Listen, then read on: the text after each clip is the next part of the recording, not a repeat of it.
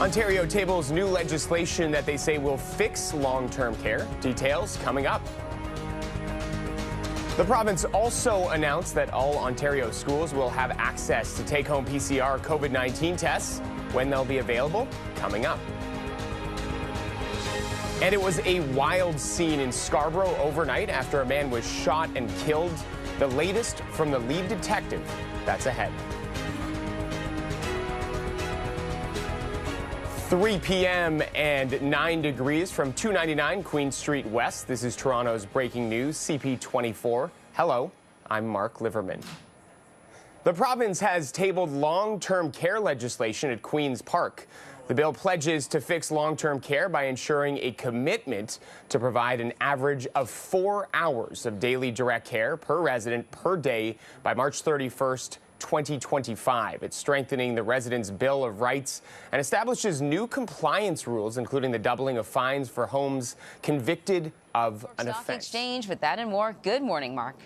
Good morning, Anne-Marie. Well, the escalating trade war between the U.S. and China is rippling through the global economy. On Sunday, the U.S. imposed new 15% tariffs on Chinese goods, including clothing, tools, and electronics. Beijing has lodged a complaint with the World Trade Organization over the tariffs.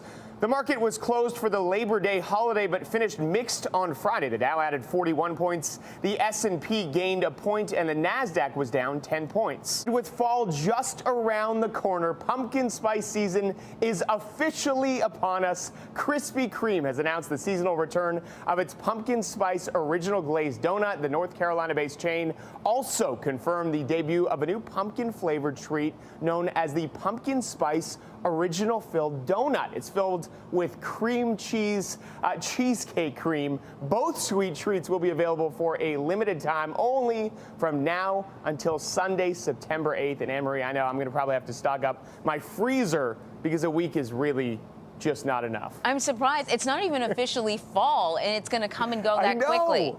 I know, but maybe they'll do that thing where they're like, all right, this was a really good week. We're going to keep this going, which I'm really hopeful for. Right. And by then, my freezer will be filled with donuts. And your belly, no doubt.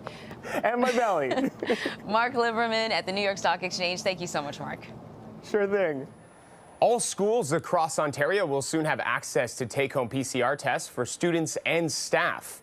Starting in mid-November, more schools will be provided the less invasive tests that the Ford government says will make testing more accessible. Welcome back. Riot police clashed with protesters on the streets of Rome, rallying against the government's new COVID-19 green passes.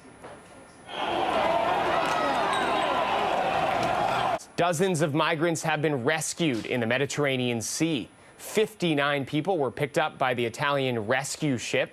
The migrants were sailing on a wooden boat in international waters after leaving 24 hours earlier from Libya.